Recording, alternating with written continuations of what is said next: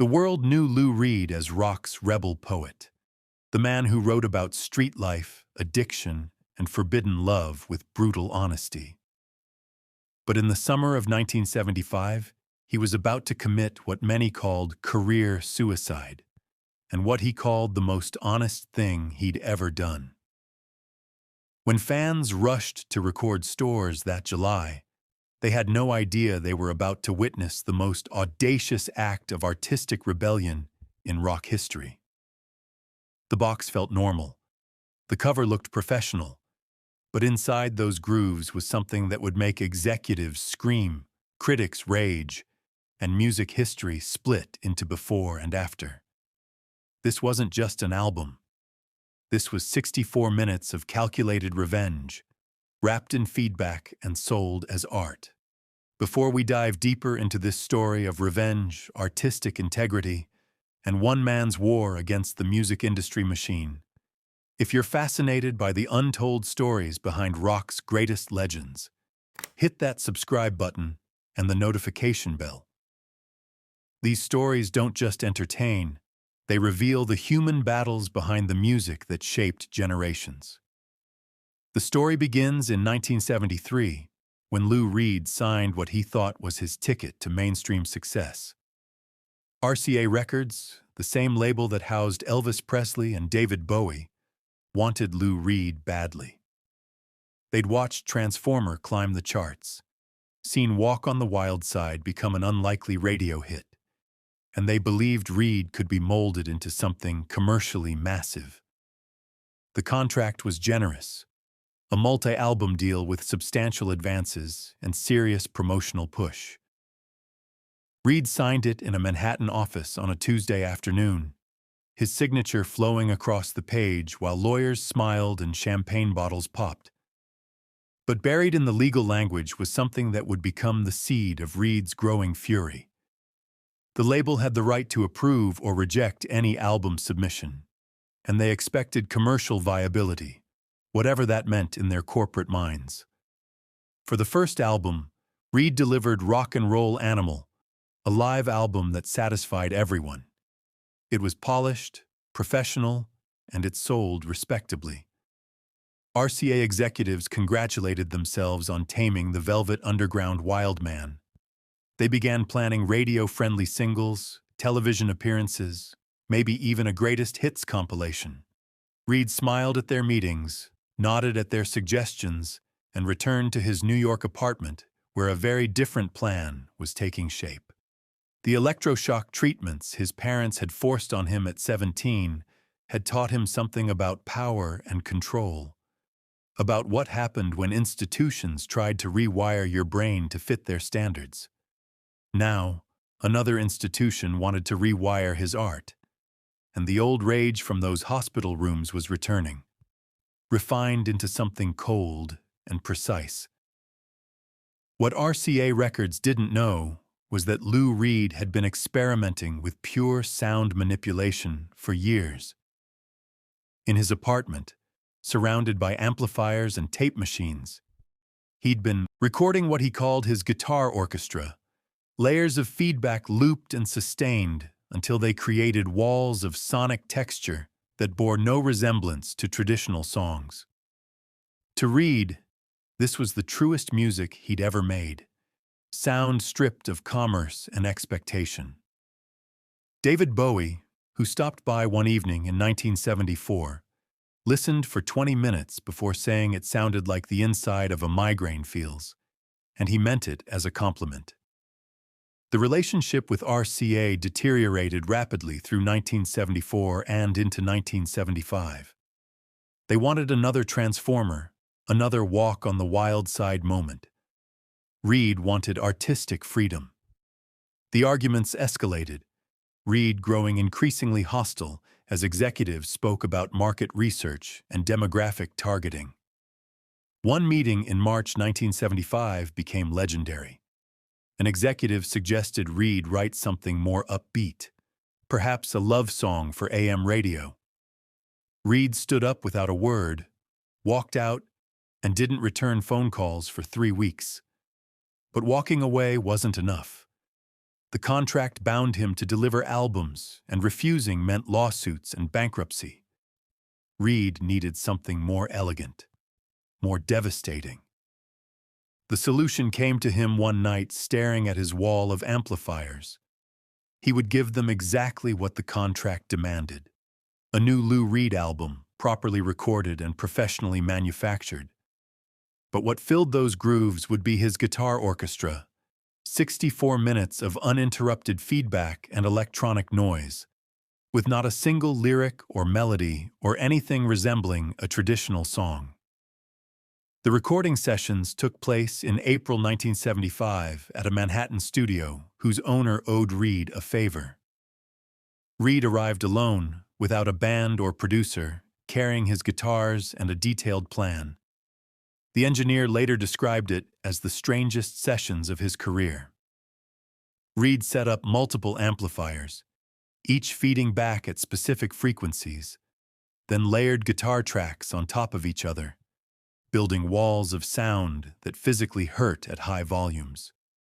He wore earplugs during playback, wanting to create something so sonically intense it demanded attention, even through protective barriers. Each side had its own character. Side 1 began with low rumbling that gradually increased in pitch, feedback fighting feedback. Side 2 explored higher frequencies, creating tones that bordered on painful. Side 3 found momentary harmonics that sounded almost musical before dissolving. Side 4 was the finale. Everything turned to maximum, all frequencies colliding in sonic assault. After the final playback, the engineer asked if Reed was serious about releasing this. Reed's response was simple.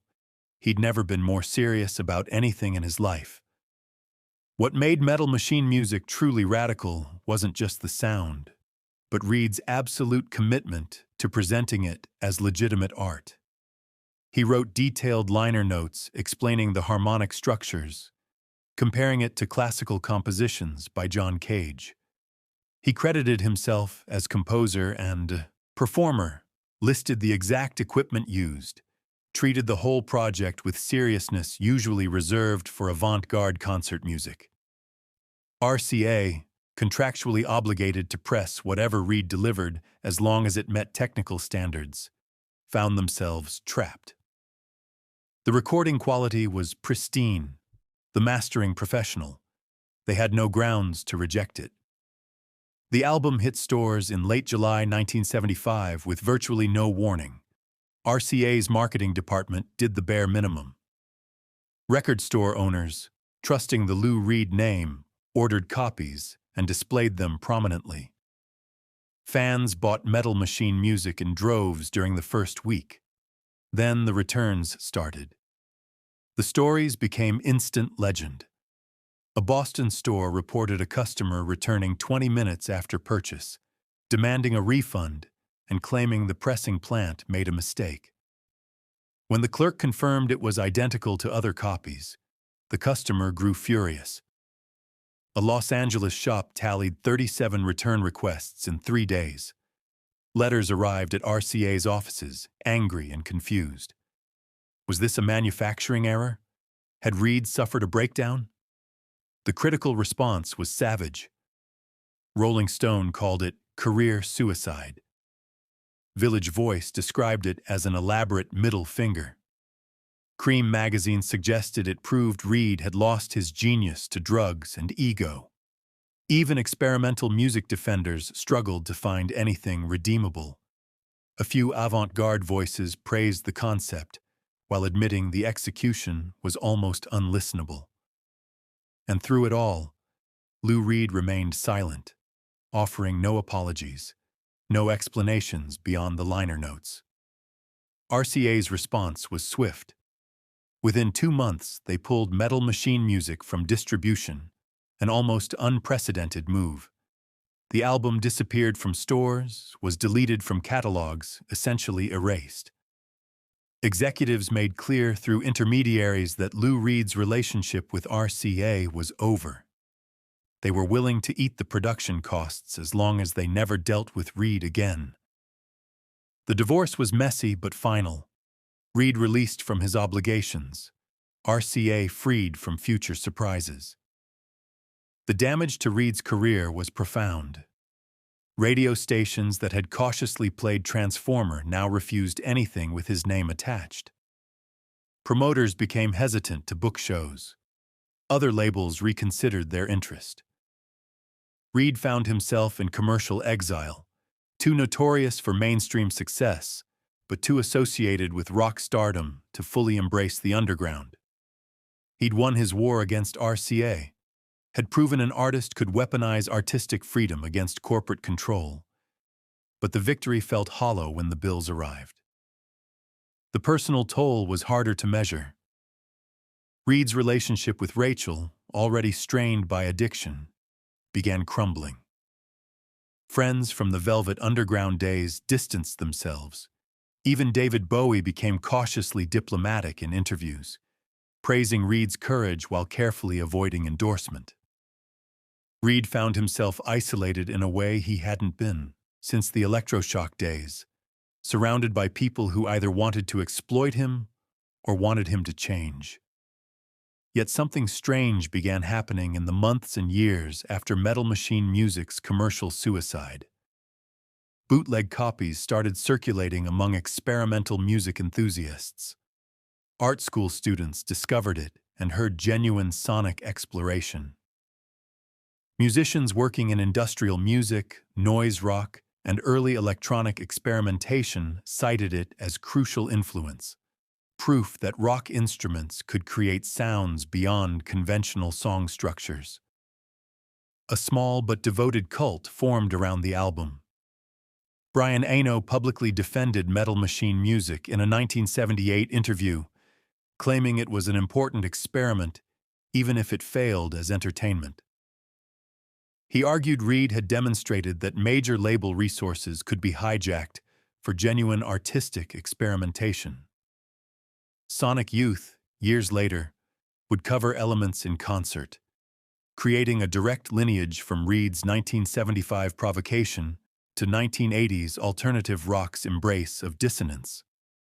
The album's reputation underwent slow rehabilitation over decades. Music scholars began writing papers analyzing its structure, discovering patterns that suggested more conscious composition than first impressions revealed. By the 1990s, Metal Machine Music had become academically respectable. Universities offered courses discussing it alongside John Cage's prepared piano works. The album appeared on lists of influential experimental recordings, praised for its uncompromising vision. A generation of musicians who'd never experienced the 1975 shock discovered it through reissues and heard it not as career suicide, but as brave artistic statement. Lou Reed's relationship with Metal Machine Music evolved considerably over decades. In interviews through the late 1970s and 1980s, he was defensive, sometimes claiming it was exactly what he'd intended, other times suggesting critics lacked sophistication. He'd contradict himself, first insisting it was serious composition, then admitting it was partly designed to escape his RCA contract. This inconsistency revealed Reed's conflicted feelings toward his most notorious work. By the time he married Laurie Anderson in the 1990s, Reed had made peace with the legacy. Anderson, herself an experimental artist, encouraged him to embrace the album rather than constantly justify it. In later interviews, Reed spoke about it with less defensiveness, acknowledging it served multiple purposes. It was genuine sonic exploration, contract rebellion, and artistic statement simultaneously. In 2000, Reed actually performed Metal Machine Music live in Germany with a rock quartet. Reviews were more respectful than 1975's savaging, acknowledging Reed had earned the right to revisit his most controversial work. The audience, self-selected fans who knew what they were attending, listened attentively, some even dancing to the feedback walls. Reed seemed genuinely happy during those shows, perhaps relieved, to finally share this music with people who came specifically to hear it. The Metal Machine music incident changed how record labels approached contracts with difficult artists. Legal departments began adding more specific language about commercial viability, about the label's right to reject albums that didn't meet marketability standards. Some contracts started including clauses specifically preventing Reed-style sabotage, requiring artists to deliver music within certain genre parameters. The freedom Reed had exploited was quietly closed off. But Metal Machine music also became a cautionary tale about the limits of artistic freedom within commercial systems. Musicians learned you could win the battle and lose the war, could assert your integrity so absolutely that no one wanted to fund your art anymore. Yet for some musicians, it became a goal rather than a warning. The idea that you could use a major label's resources to create something so uncompromising held tremendous appeal for artists who saw themselves as saboteurs rather than entertainers. When Lou Reed died in October 2013, obituaries struggled with how to discuss Metal Machine music in context of his legacy. Most called it his most controversial work, a fascinating failure, an experiment that proved his commitment to artistic freedom. Rolling Stone, which had savaged it in 1975, now praised Reed's courage, framing it as evidence of his uncompromising vision. The Guardian called it the moment Reed chose to be an artist rather than a rock star. Laurie Anderson, in interviews after Reed's death, spoke about his complex feelings toward it. She said he was proud and embarrassed simultaneously. Proud he'd had the courage to release it. Embarrassed some thought it was just noise. He'd listened to it occasionally in their home, hearing things in the feedback that still surprised him. Anderson suggested Metal Machine music represented something essential about Reed's character, his absolute refusal to be told what his art should be. The album's current status is perhaps its strangest transformation. Original 1975 pressings, once returnable for full refunds, now sell for hundreds of dollars to collectors. The music itself remains challenging, arguably unlistenable to most audiences, but its historical significance is undeniable.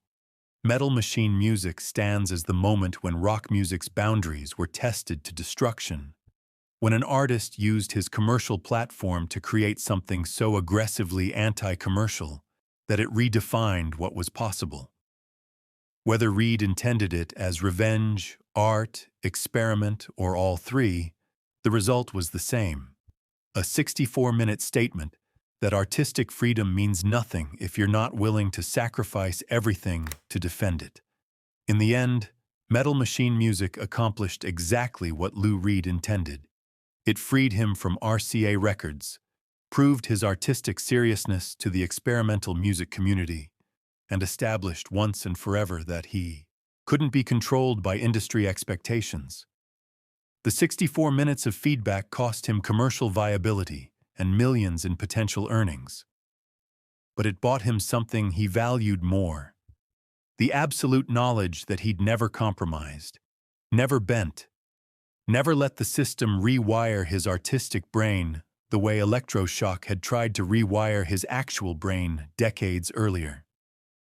For Lou Reed, that was worth any price. And in the decades since, Metal Machine music has proven him right. The album people couldn't listen to became the album they couldn't stop talking about, the commercial disaster that secured an artistic legacy, the revenge that transformed into respect. Lou Reed wanted to be free, and he was willing to blow up his career to get there. That's not career suicide. That's an artist willing to die for his art, and somehow finding immortality in the process.